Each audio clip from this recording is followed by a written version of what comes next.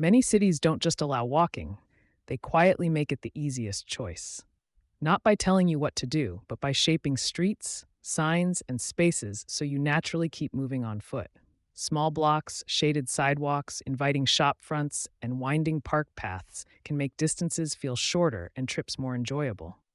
It's not only about how places look, but how they make you feel and move. We'll explore how design boosts health, cuts pollution, supports local business, and builds community, and how details like wayfinding tools, weather protection, and mixed use zoning all play a role. From Copenhagen's safe crossings to Tokyo's lively streets, Melbourne's laneways, Barcelona's superb blocks, and Bogota's transit corridors, we'll see what works and the challenges cities still face. This is about more than sidewalks. It's about how the places we live shape our choices, one step at a time.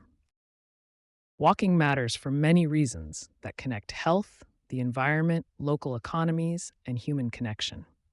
It is one of the simplest activities most people can do, yet its effects reach far beyond individual exercise. When you walk, you engage your heart and lungs. Your heart rate rises in a steady way that supports cardiovascular strength without extreme strain. Over time, this helps reduce the risk of heart disease and high blood pressure. The muscles in your legs, hips, and core work together in a balanced rhythm. This maintains joint mobility and can reduce stiffness as you age. Walking is also gentle on the body compared to running or high-impact sports, so people can continue doing it into later life with fewer injuries. Mental well-being also improves with regular walking. Moving at a steady pace in fresh air can help clear the mind. The steady physical rhythm signals the body to release chemicals like endorphins, which reduce feelings of tension. A short walk after a stressful meeting, for example, can make it easier to think clearly and return to work with focus. People who walk regularly often sleep better and experience fewer mood swings. Exposure to natural light during walks helps regulate the body's circadian rhythm, which supports healthy sleep cycles. Walking also extends lifespan. Studies show that moderate physical activity like brisk walking is linked to lower mortality rates. Even 20 to 30 minutes a day can have measurable effects over time. It does not require a gym membership or expensive gear. A pair of supportive shoes and a safe route are enough. Because walking fits into everyday routines, such as commuting to work, going to the store, or walking the dog, people can keep up the habit without major schedule changes. Beyond health, walking plays a role in protecting the environment. Every trip made on foot instead of by car reduces greenhouse gas emissions. Transportation accounts for a large share of carbon dioxide output, and much of this comes from short trips. Driving half a mile to a store produces more emissions than walking there. Choosing to walk for short errands or to visit a friend cuts fuel use and reduces air pollution. Walking also lowers noise pollution, which improves quality of life in urban areas. Dependence on non-renewable fuels like gasoline and diesel decreases when more people walk. This reduces demand for oil extraction, transport, and refining, all of which carry environmental risks. For example, fewer cars on the road mean lower risk of oil spills from tanker trucks or pipelines.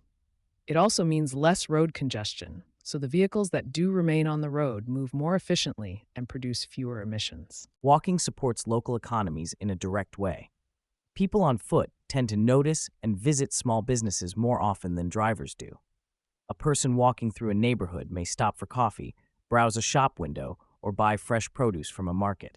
These small purchases add up and help keep money circulating within the community.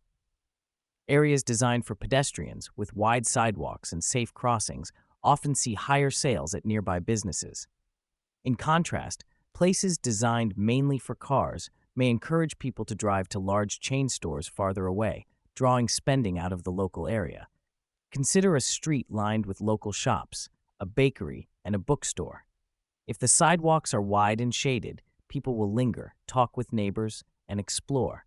That street will attract repeat visitors, and the businesses will see steady customers. Walking also helps small business owners by lowering the need for large parking lots, which cost money to build and maintain. The saved space can be used for outdoor seating or green space, which further attracts foot traffic. The social benefits of walking are often overlooked but deeply important. Casual, in-person interactions build trust and familiarity among neighbors. When people walk through their community, they see familiar faces, exchange greetings, and notice changes in the environment. Over time, this creates a sense of belonging. It can also improve safety. More pedestrians mean more eyes on the street, which discourages crime and helps identify potential hazards quickly. For example, a broken streetlight or a stray animal might be noticed sooner by someone walking than by someone driving past. Walking fosters intergenerational contact. Older adults, parents with young children, and teenagers can all share the same public space without the barriers that often exist in car-dominated environments. A parent walking a child to school might meet other parents and arrange play dates. An older resident might stop to talk with a neighbor and share local history.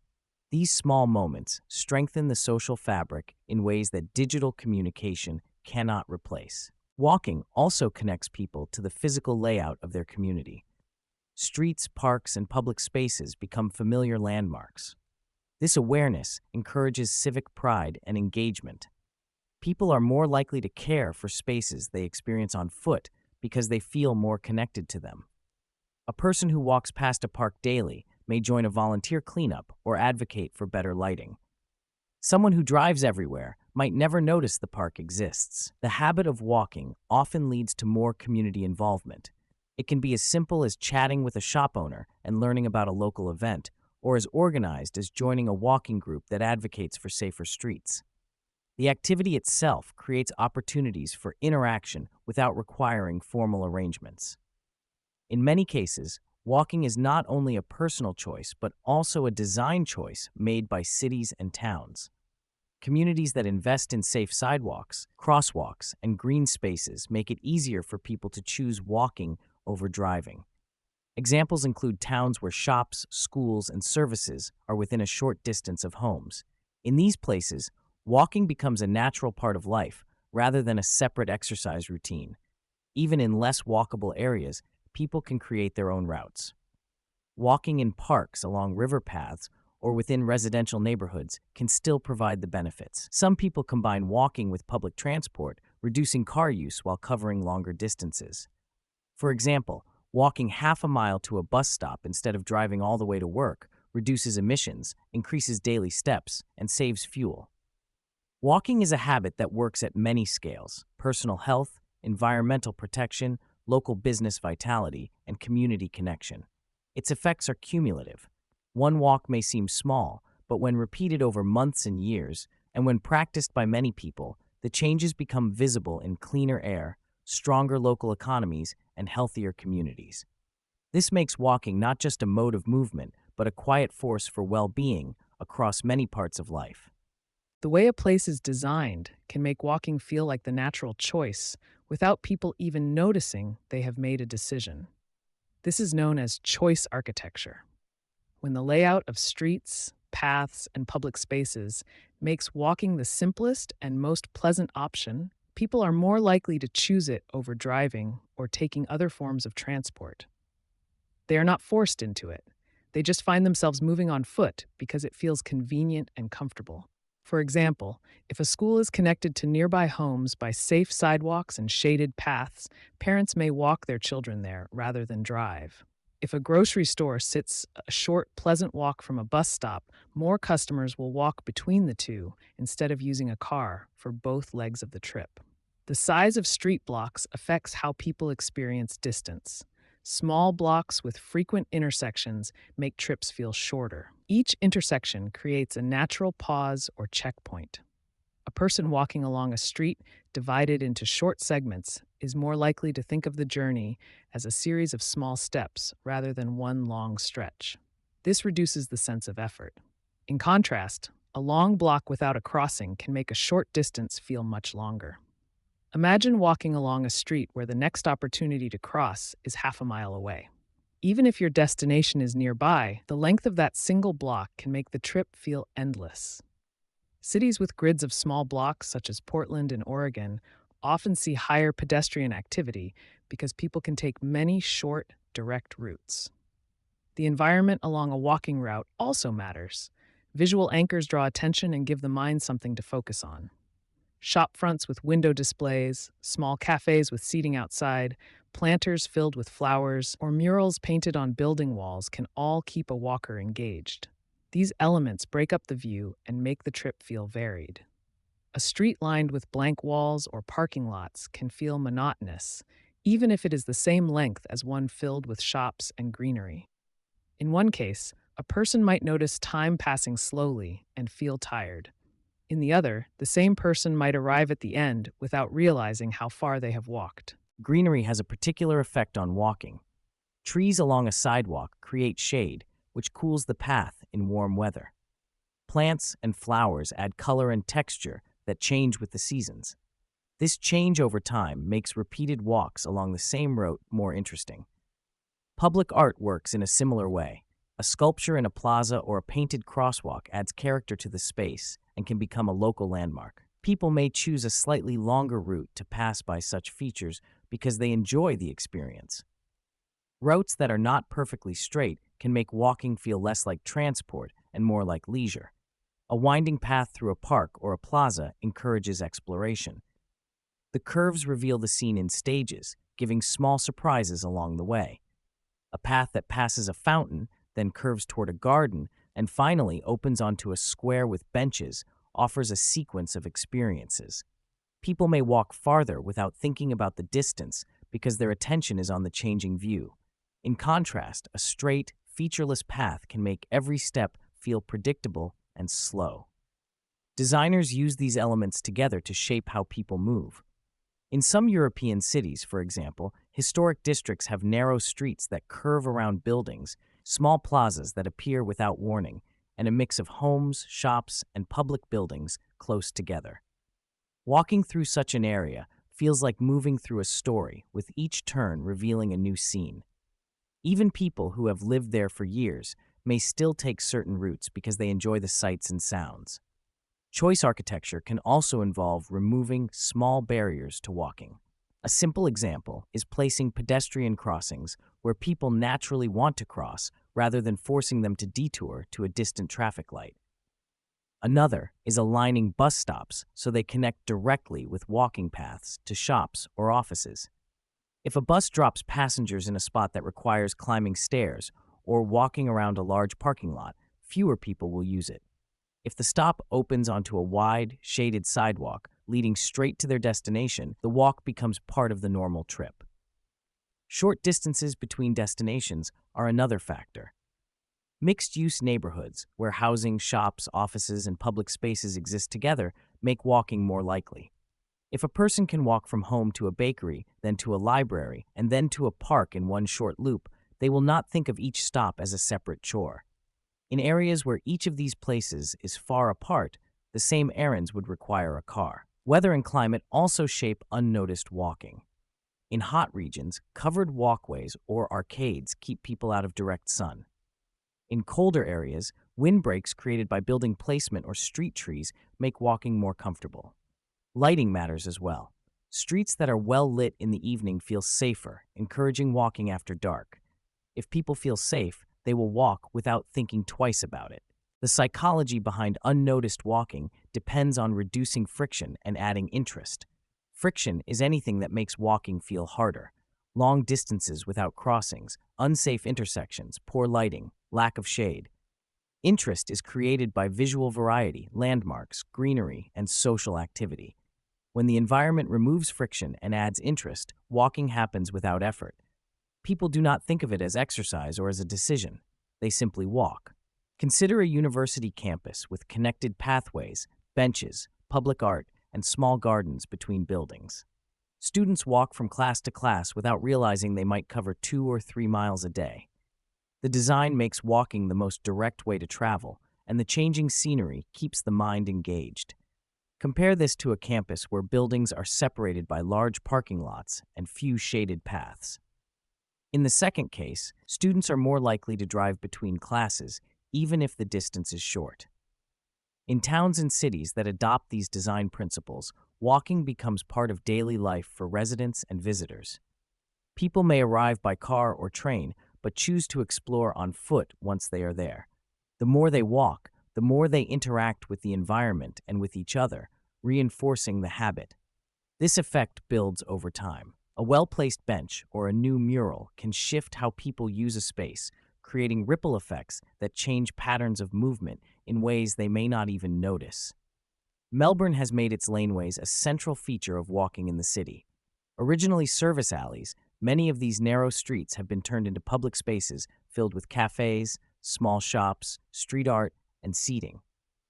The laneways connect major streets, but often take a less direct path, creating opportunities for discovery. A commuter walking to the train station might detour through a laneway to pick up coffee or browse a bookstore. Because the laneways are narrow and enclosed, they feel intimate and protected from heavy traffic. The city has invested in lighting, signage, and paving to make them safe and inviting at all hours. These spaces break up the grid of the city, adding texture and variety to the walking experience. Wayfinding tools make walking easier by reducing the uncertainty of where to go and how long it will take to get there. When people know their options, they are more likely to explore on foot. A lack of information can cause hesitation, especially in unfamiliar areas. Someone may choose to take a taxi or public transport simply because they are unsure of the route or distance. Clear, consistent wayfinding gives people the confidence to walk instead.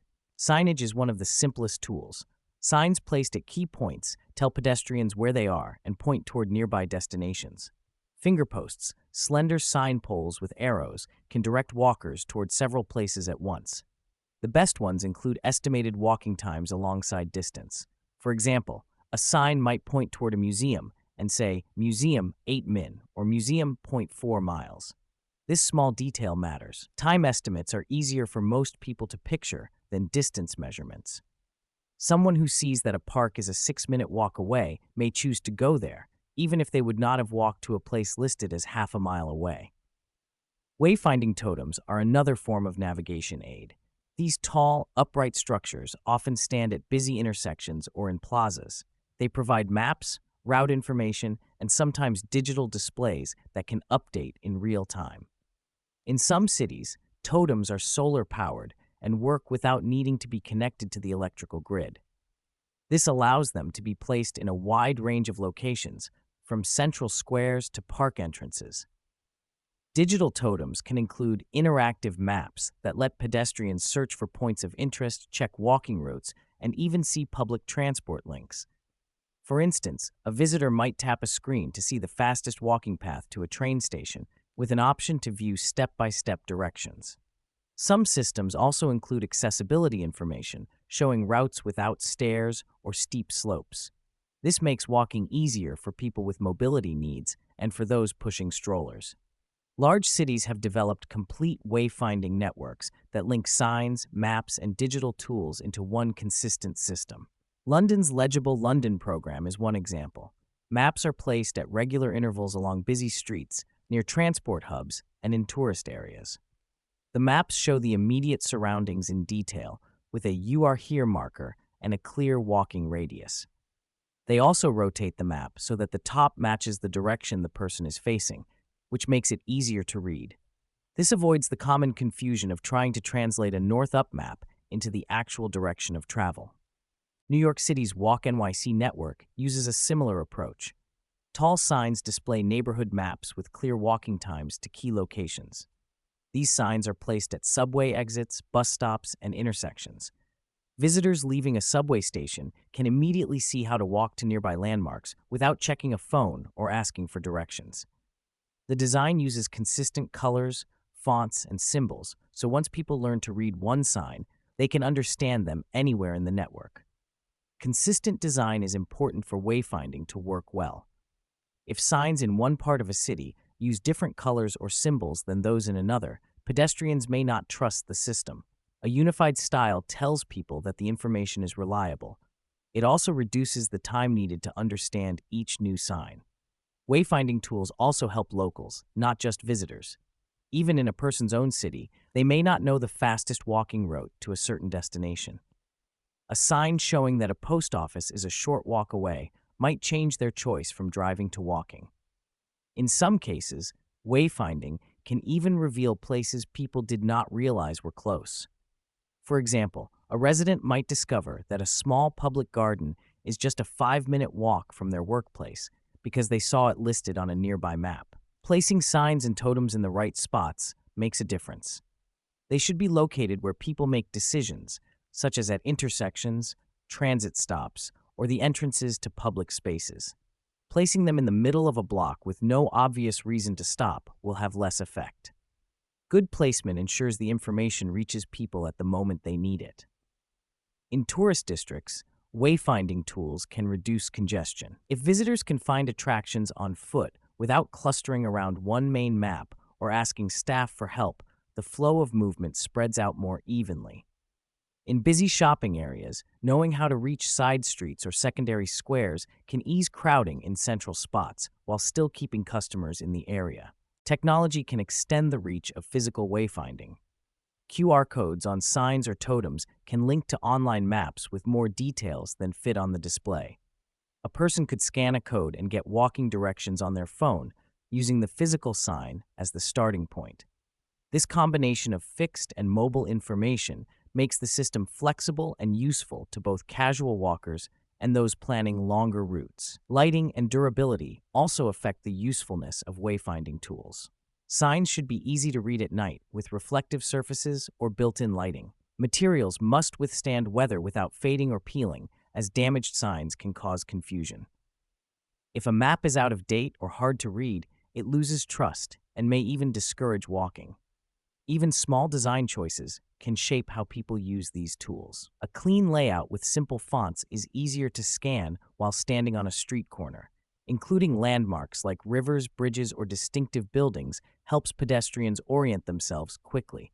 Grouping destinations into categories, such as parks, cultural sites, and transport hubs, lets people spot what matters to them without scanning the entire list. Cities with well-maintained wayfinding systems often find that pedestrians walk more, explore more, and use public transport more effectively. These systems make the mental barrier to walking smaller. A person who might worry about getting lost or misjudging the distance instead sees a clear path and a realistic time frame. Over time, this can shift travel habits toward more walking and less reliance on cars for short trips. In practice, wayfinding is less about giving people every possible detail and more about giving them enough information to make a confident choice. A good sign at the right place can turn an uncertain moment into a simple decision to walk. This is why many cities treat wayfinding as part of their transport infrastructure, just like roads or bike lanes. A clear route on foot is as valuable as a clear route by any other mode. Weather can stop people from walking even when distances are short and routes are safe. Rain, snow, heat, and strong winds all discourage pedestrians if there is no protection along the way. Weatherproofing walkability means building infrastructure that shields people from the elements, so walking remains a practical choice year-round. The more predictable the comfort of the journey, the more likely people are to choose it over driving or staying indoors. Covered walkways are a direct solution. Roofed paths running alongside streets or between buildings allow people to move without getting wet in rain or overheated in strong sun. In tropical climates, these structures block intense sunlight and reduce glare. In places with heavy rain, they keep surfaces dry enough to prevent slipping. Singapore's linked walkway network is one example. The city has miles of covered paths that connect housing blocks, transport hubs, and shopping centers. Residents can run errands, meet friends, or get to work without needing an umbrella for much of the journey. This encourages walking as part of everyday life instead of something done only in pleasant weather. Skybridges connect buildings above street level. They keep pedestrians out of rain, snow, and traffic at the same time. In colder cities, enclosed skybridges can be heated, turning them into comfortable corridors during winter. Minneapolis has one of the largest systems of enclosed walkways in the world, called the Skyway. It links dozens of downtown buildings with glass-walled passages that protect people from freezing winds and snow. Office workers can leave their desks, go to lunch, and return without stepping outside, even in January. This design keeps foot traffic flowing in the city center during months when outdoor walking would otherwise be rare. Shaded paths work best in hot and sunny climates. Trees can form natural canopies that reduce temperature along the route. Built structures, like pergolas or awnings, can be added where trees cannot grow. In desert cities, shading is combined with light-colored surfaces that reflect heat, making walking tolerable even in midday sun. The difference between a shaded and unshaded sidewalk can be more than 10 degrees Fahrenheit, enough to determine whether people walk or drive. Pedestrian tunnels provide another layer of weather protection, especially in dense urban areas.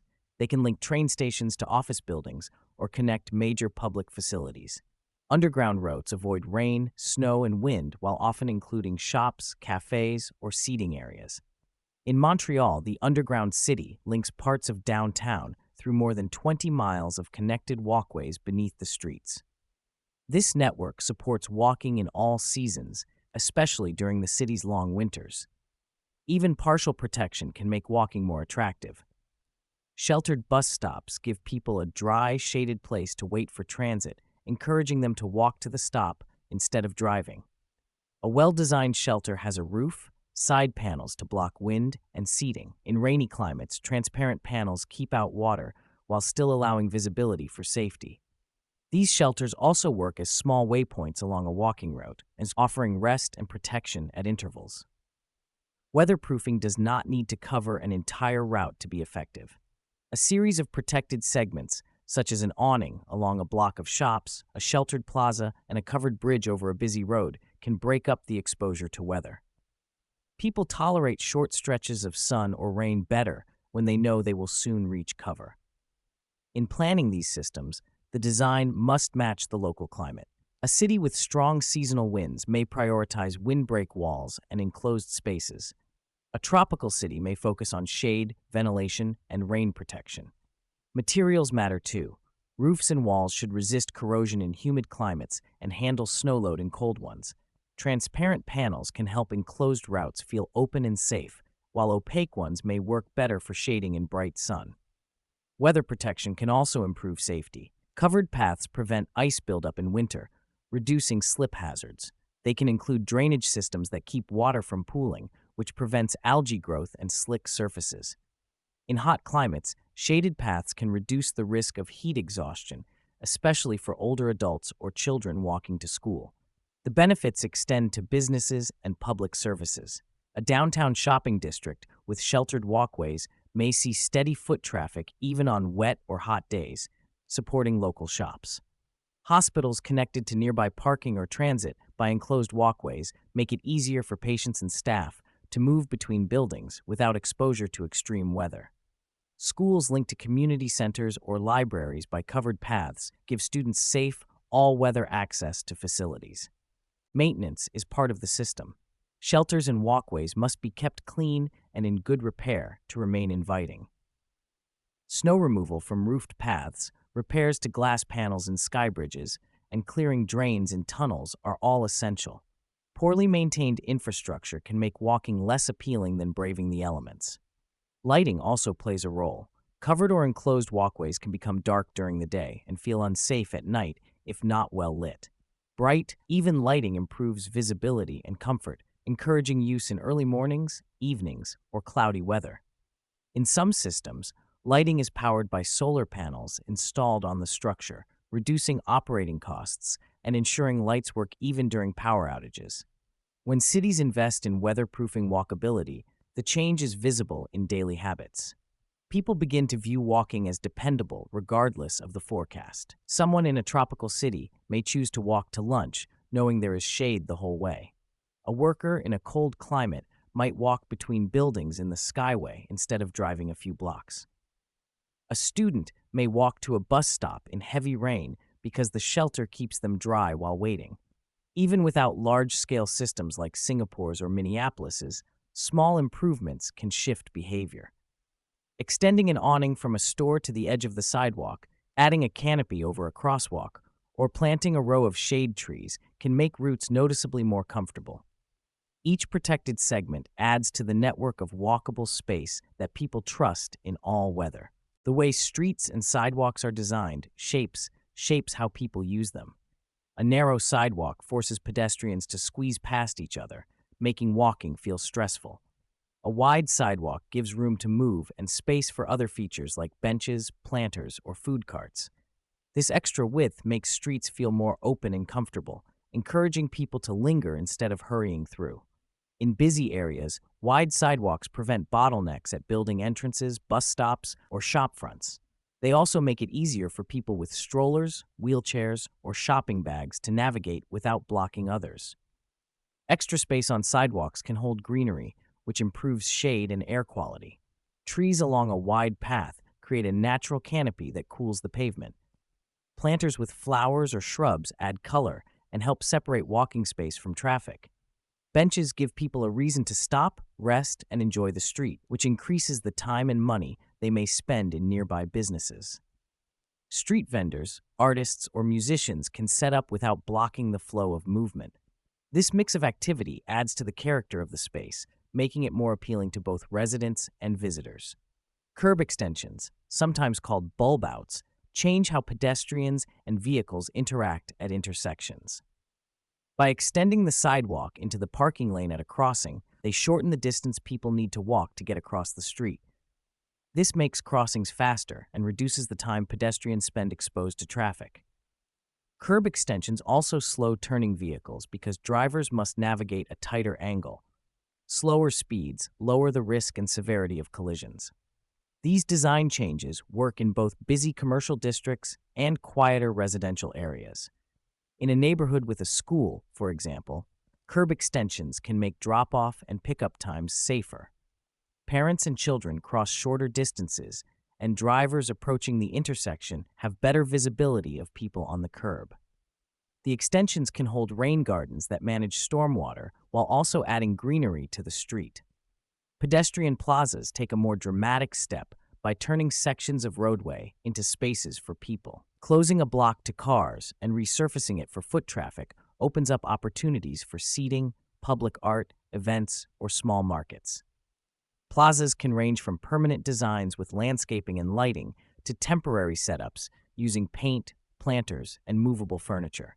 They work best in areas where high pedestrian volumes already exist or where there is potential to draw people in with attractions and amenities. Times Square in New York City is a clear example of how a street can change when space is reclaimed for walking. Before its redesign, the area was dominated by vehicle traffic, with narrow sidewalks crowded by tourists and workers. Crossing the street meant weaving between cars and buses.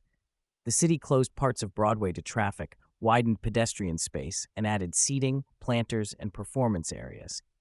The changes reduced crashes and injuries, increased the number of people visiting, and boosted local business revenue.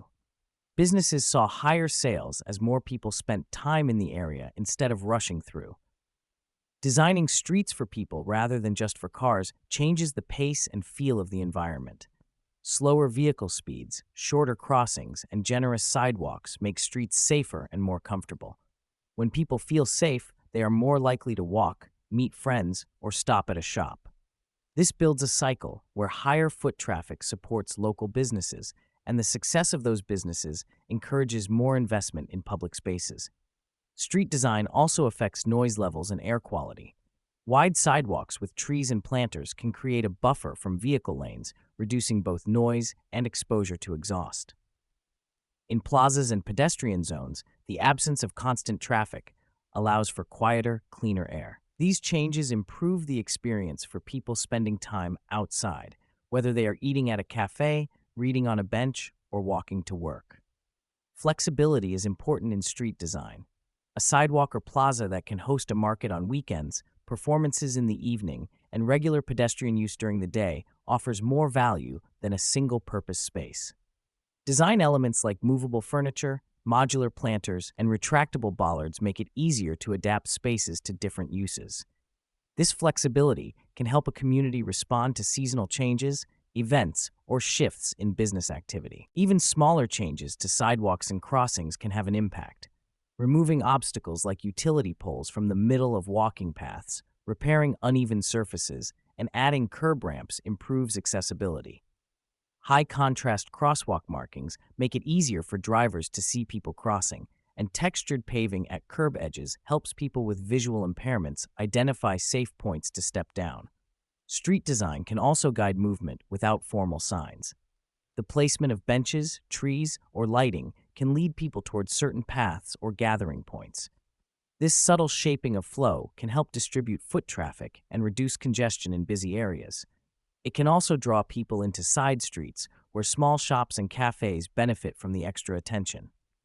Maintenance is as important as the initial design. Wide sidewalks lose their value if cracked or blocked by debris. Planters without plants, broken benches, or faded crosswalks can make a street feel neglected.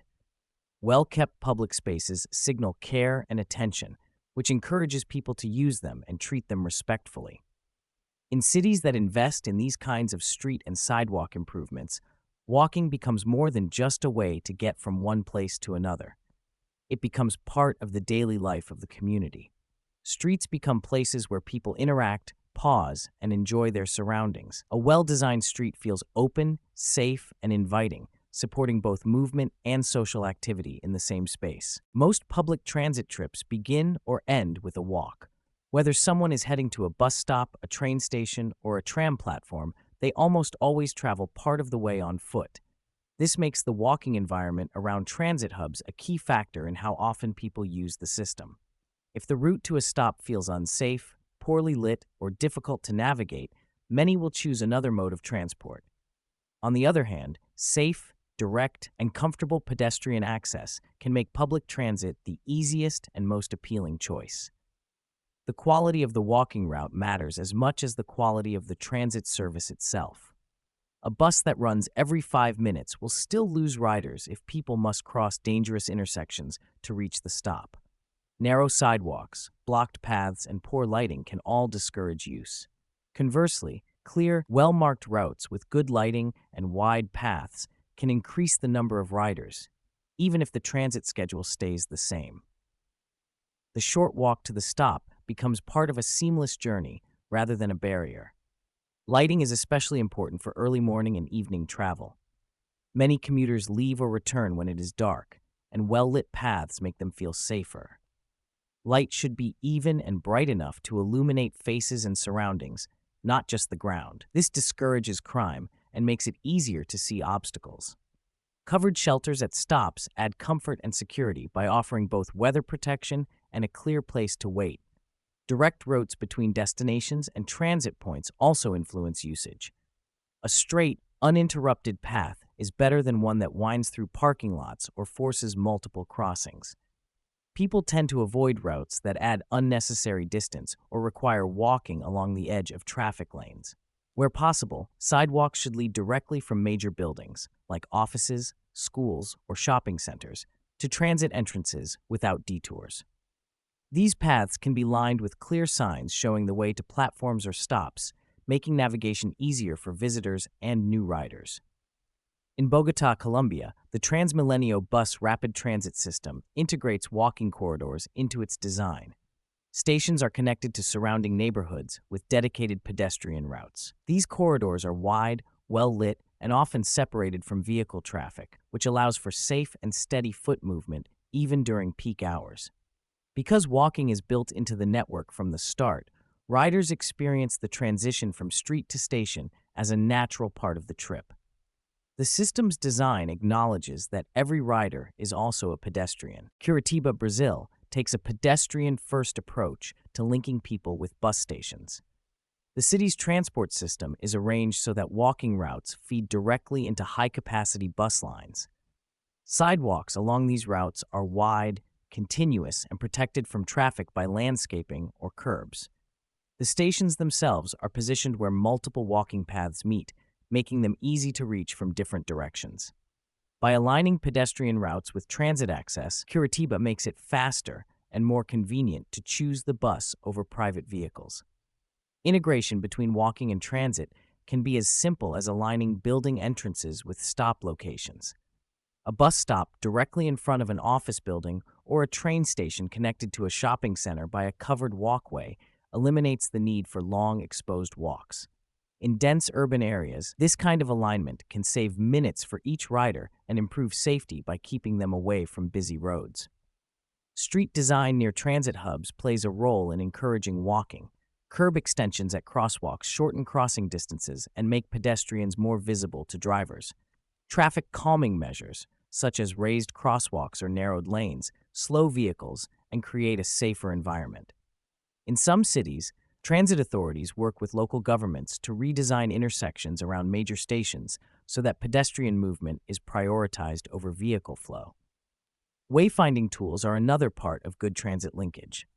Signs at stations can point to nearby destinations, showing walking times and clear routes. A person arriving by train who sees that a park, museum, or market is only a 6-minute walk away is more likely to make that trip on foot. In tourist areas, maps showing attractions within walking distance of transit stops can encourage exploration without the need for taxis or ride shares. Good pedestrian connections also help transit serve a wider range of people. Parents with children, older adults, and people with disabilities benefit from routes that are level, well-maintained, and free of barriers. Features such as curb ramps, tactile paving, and rest areas make walking feasible for more users. Without these, some people may be physically unable to reach the stop, even if they want to use transit. The economic benefits of linking walking and transit are significant.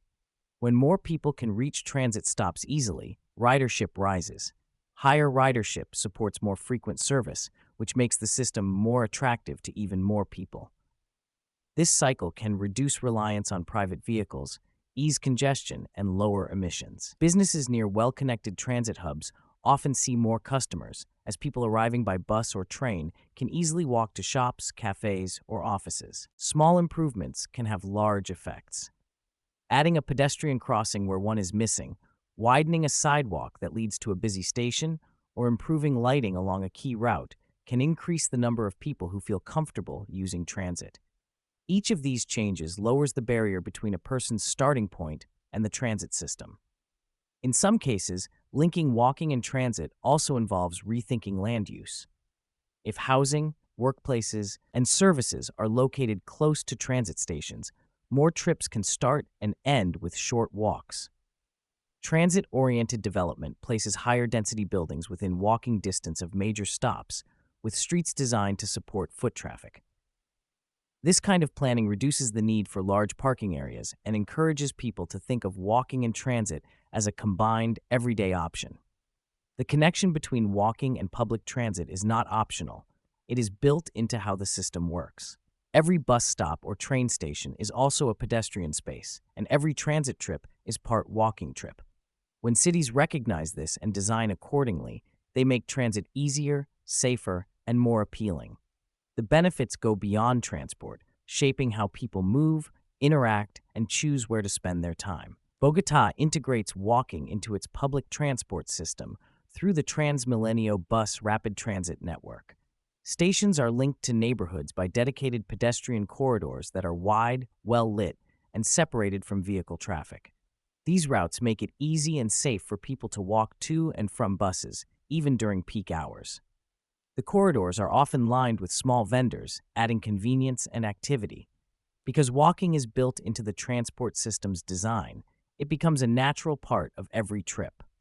A person heading to work might walk 5 or 10 minutes along a clear, direct route before boarding a bus, without needing to cross dangerous roads or navigate confusing intersections. The size of city blocks and the layout of streets have a direct effect on how people experience walking. Smaller blocks give more options for choosing a route and make distances feel shorter. Each intersection becomes a small milestone, breaking the trip into manageable pieces. When you can see a cross street coming up, it feels like progress, even if your destination is still far away. This effect is partly psychological. Reaching each corner gives a sense of accomplishment, which keeps the walk from feeling like one long stretch. Portland, Oregon is known for having blocks only about 200 feet long. This design creates frequent intersections and allows pedestrians to take different paths depending on their needs. If a street feels too busy, it is easy to turn and find a parallel route. The small blocks also make it easier to adjust direction without adding much distance. In contrast, suburban areas often use superblocks, large sections of land with few intersections. These can be 1,000 feet or more in length. Walking along them can feel slow and tiring because there are no natural breaks. A person on foot may see their destination in the distance, but still have to walk far around the block to reach it. This is frustrating and can push people toward driving instead. Street layout can also shape how a walk feels. A perfectly straight road leading directly to a visible endpoint can make the distance seem longer. You can see the goal the entire time, but it does not appear to get closer quickly. Slight curves in the street or changes in building placement can break up the view, making each segment feel like its own short journey. The same distance is covered, but the experience changes. Plazas and small open spaces along a road work in a similar way. They give the walker a change in scenery and a reason to pause or explore. Even if the plaza is not the final destination, it becomes a point of interest that pulls the person forward. After crossing it, the next segment of the route feels fresh. In historic European cities, many streets open suddenly onto squares or courtyards.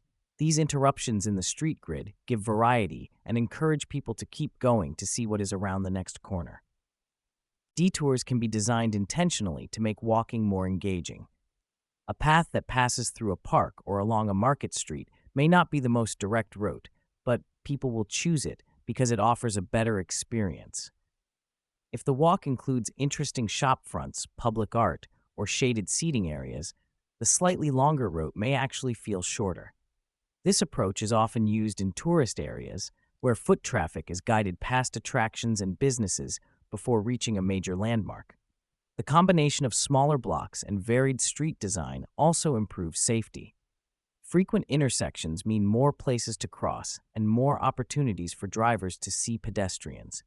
In a fine-grained street network, there are multiple options for avoiding busy roads or high-speed traffic. In a superblock layout, pedestrians may have to walk a long way along the edge of fast-moving traffic with no safe crossing point. Small blocks can also adapt better to changes in use. If a street becomes too crowded, another parallel route is usually close by. This flexibility supports street closures for events or construction without cutting off pedestrian movement. It also makes it easier for small businesses to thrive, as more corners and street frontage mean more potential locations with visibility to passersby. In residential neighborhoods, smaller blocks create a more connected community. Neighbors are more likely to see each other while walking, which builds familiarity and trust. Children have shorter and safer routes to parks or schools because there are more crossings and less need to walk along busy arterials. This design supports walking as part of everyday life instead of an occasional choice. Street curves and hidden endpoints can be used in subtle ways to maintain interest without causing confusion. A gentle bend that reveals a building, fountain, or cluster of trees partway along the route gives a feeling of progress. Each reveal works as a small goal that draws people onward. In contrast, a perfectly straight, empty street can feel longer than it is, especially if the scenery does not change. Even in modern developments, slight adjustments to street lines or building placement can create these visual breaks. Portland's grid works well because it combines short blocks with mixed land use. Housing, shops, offices, and public spaces are close together, so walking is both practical and pleasant. People can choose direct routes for errands or take more scenic paths for leisure. Superblock layouts, by contrast, often separate land uses, forcing people to walk long distances between destinations like home, work, and shops. Even if the sidewalks are wide, the distance and lack of variety make walking less attractive. In cities with existing superblocks, smaller connections can be added over time. Mid-block crossings, pedestrian-only paths, or alleyways open to foot traffic can break up large blocks without major reconstruction. Adding these shortcuts changes how the area feels and functions, giving people more control over their routes.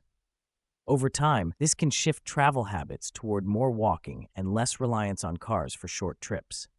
Designers sometimes use plazas or pocket parks at key points to break up large blocks. A plaza in the middle of a long street offers a place to rest, meet others, or enjoy public art. It also acts as a visual and mental checkpoint, making the second half of the block feel shorter. This is especially useful in hot or cold climates, where shade or shelter in the plaza can make the walk more comfortable. Even small adjustments to block size and street layout can change how a place feels to walk through. More intersections, varied views, and occasional detours create a sense of movement and discovery. People feel like they are making progress, even if the distance is the same.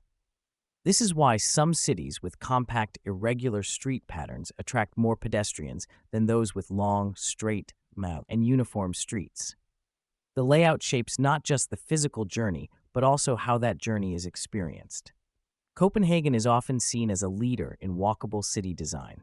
The city uses small blocks that give people many route choices and make distances feel shorter. Safe crossings are built into intersections with raised surfaces or clear markings to slow cars and make pedestrians more visible. The streets are designed for people first, not just for moving traffic. Wide sidewalks, benches, and street trees create a comfortable walking environment, while shops and cafes at street level keep the city active throughout the day. A person can walk from a train station to an office, then to a market, without encountering long, empty stretches or unsafe crossings. The result is a network where walking feels natural and safe for all ages. When shops, cafes, parks, and offices are close together, people have more reasons to walk. If daily needs are within a short distance, walking becomes an easy habit rather than a special activity. This is the main idea behind destination clustering, placing different types of places in close proximity so that a single walk can serve multiple purposes. A person might leave home to buy groceries, stop for coffee, visit a friend, and drop off mail, all without getting into a car. The trip feels efficient because each stop is part of one continuous route. Mixed-use zoning supports this pattern by allowing housing, retail, offices, and public spaces in the same area. Instead of separating homes from workplaces or shops, mixed-use areas blend them so people do not need to travel far between them. This design creates steady foot traffic throughout the day. In the morning, office workers walk to their jobs, passing shops and cafes that catch their attention. At midday, those same workers may step out for lunch or errands. In the evening, residents walk to restaurants or parks. The same streets stay active, with different groups using them at different times. When foot traffic is steady, local businesses benefit. A bakery in a mixed-use zone might sell pastries to commuters in the morning, sandwiches to office workers at lunch, and bread to residents in the evening. This variety of customers helps businesses remain stable as they are not dependent on one peak time. It also means the streets rarely feel empty, which improves safety and encourages more people to walk. Barcelona's superblocks are one example of destination clustering in practice. These are sections of the city where car access is restricted and priority is given to pedestrians and cyclists. Within each superblock, amenities such as shops, schools, clinics, and parks are clustered so that residents can reach most of their daily needs on foot.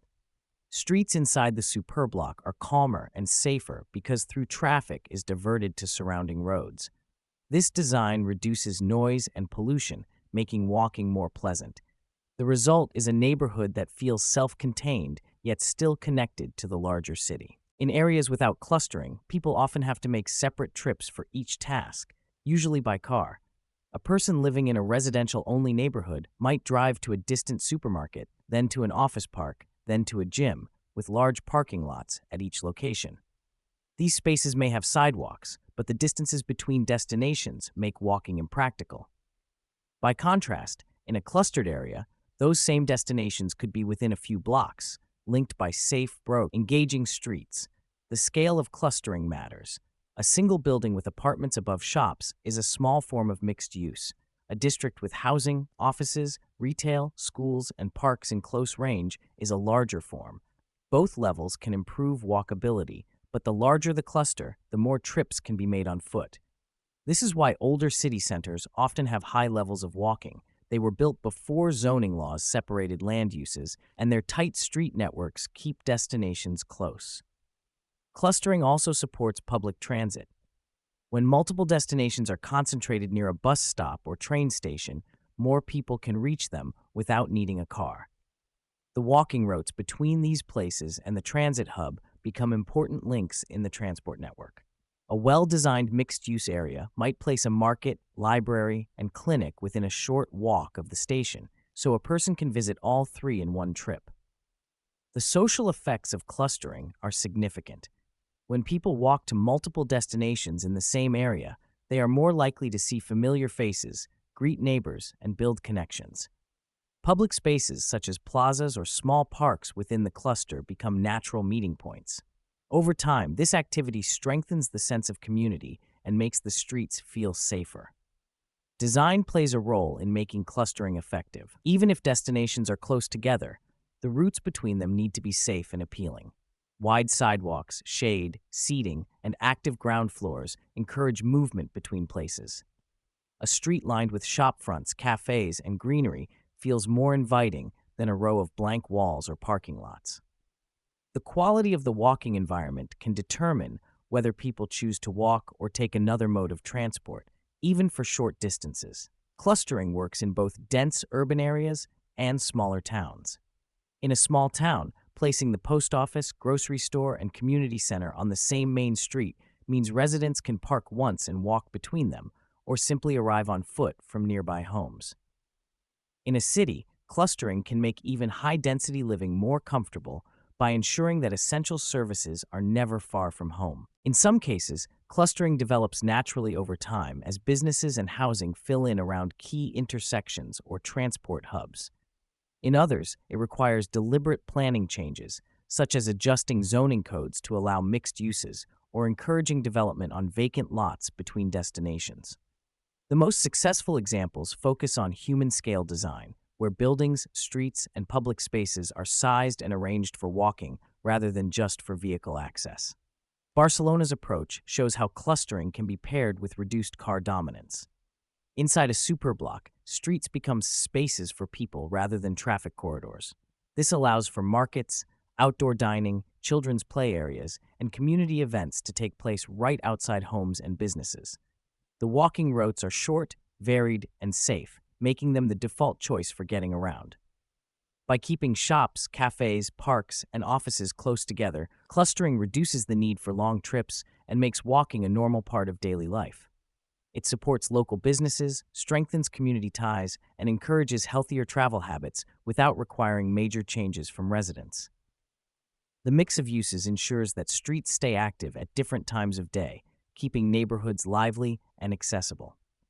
Tokyo approaches walkability through density and variety. Zoning rules allow a mix of homes, shops, offices, and small factories to exist close together. Narrow streets, often without sidewalks, still function well for pedestrians because vehicle speeds are low and there is constant activity. Buildings are small in footprint but packed with different uses, so a single block might include a bakery, a tailor, an apartment building, and a cafe. The visual variety along these streets keeps walking engaging. Even a short trip to buy groceries can pass dozens of shop fronts, vending machines, and pocket parks. People can choose from many different routes, each with its own character. This variety encourages walking for leisure as well as necessity. Barcelona's Superblock model restructures neighborhoods to prioritize walking and cycling over cars. In each superblock, through traffic is routed to surrounding streets, leaving the interior calmer and safer. Inside, streets are redesigned with wide pedestrian areas, play spaces, and seating. Shops, schools, parks, and other amenities are placed close together so residents can meet most daily needs without leaving the superblock. Walking between destinations is safe and pleasant because vehicle speeds are low, crossings are short, and the streets are filled with greenery and public space. The design not only makes walking easier, but also reduces noise and air pollution, improving the quality of life for residents. Even in cities with strong walking networks, accessibility remains a challenge for many people with disabilities. A sidewalk may be wide and shaded, but if it lacks curb ramps or has uneven paving, it can be difficult or impossible for someone using a wheelchair or walker to travel. Crosswalk signals that change too quickly leave little time for slower walkers to cross safely.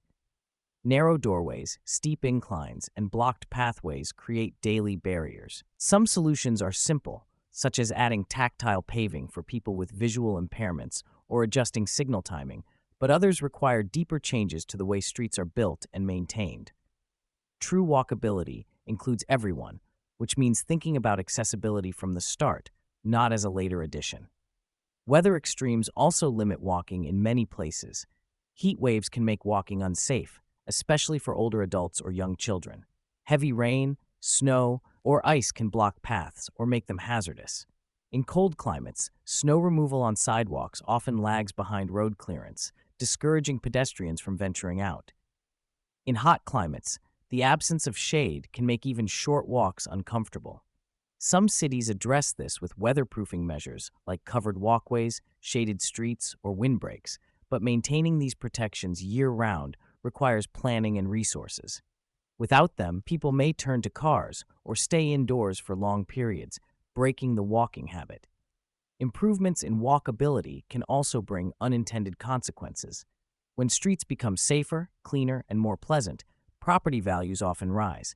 This can lead to gentrification, where long-term residents are priced out of the neighborhoods they helped shape. The same plazas, widened sidewalks, and public art that attract new investment can also displace the people who once used them most. Preventing displacement requires pairing infrastructure upgrades with policies that protect affordable housing, support small local businesses, and give communities a voice in planning decisions. Without these safeguards, walkability can become an amenity for the few rather than a shared public benefit. The future of walkability may be shaped by new tools that help cities plan and adapt their networks. Data from sensors embedded in sidewalks or collected through mobile apps can show where people walk, when routes are crowded, and where gaps exist in the network. This information can guide decisions on where to widen paths, add crossings, or improve lighting. Artificial intelligence can model how changes to street design might affect pedestrian flow, safety, or travel time. Instead of guessing, cities can use real evidence to target improvements where they will have the most impact. Tactical urbanism is another trend influencing walkability. This approach uses temporary, low-cost changes to test ideas before committing to permanent construction. A city might paint a temporary bike lane, set up planters to create a pedestrian plaza, or add a pop-up crosswalk to see how people respond. If the trial works, the change can be made permanent. If it fails, the city can adjust or remove it without major loss. These quick tests allow for community feedback and encourage experimentation, making it easier to try new designs without years of delay. Community-led design is also gaining ground as a way to ensure walking environments reflect local needs. Instead of relying solely on planners and engineers, projects invite residents to shape the design process. People who live and work in an area often know where a crossing is needed, which sidewalks flood in heavy rain, or which streets feel unsafe after dark. When communities are involved from the start, the results tend to be more inclusive and better used. This can mean holding workshops, walking tours, or public mapping sessions where people share their experiences and priorities. Technology and community engagement can work together. For example, a city might use sensor data to identify an underused plaza, then work with residents to find out why. The problem might be lack of shade, poor lighting, or the absence of nearby shops. The solution could be as simple as planting trees, adding benches, or hosting local markets. Without the combination of data and human insight, the real problem might remain hidden. Equity will be a major consideration in the future of walkable cities. Comfort and movement are important, but they must be available to all residents, not just those in wealthy districts. That means investing in safe crossings and sidewalks in low-income neighborhoods, connecting them to parks, schools, and transit hubs. It also means maintaining these improvements over time. A cracked sidewalk or broken streetlight in one area can signal neglect, undermining trust in the city's commitment to walkability. As climate change increases the frequency of extreme weather, cities may need to design walking infrastructure that can adapt. Shaded routes, permeable surfaces to handle heavy rain, and elevated walkways in flood-prone areas could become standard features. These designs would protect both the walking environment and the communities that depend on it. In some places, this may mean redesigning streets entirely to prioritize pedestrians and climate resilience together. The goal is for cities to be designed for movement, comfort, equity, and joy. Movement means that walking is a practical way to reach most destinations. Comfort means that routes are safe, shaded, and easy to navigate in all weather. Equity means that every neighborhood benefits, with no one excluded by cost or poor design. Joy comes from the experience itself, varied views, social encounters, and spaces that invite people to linger. When these elements come together, walking becomes more than a way to get from one place to another. It becomes a core part of urban life, shaped by both the needs and the character of the people who live there.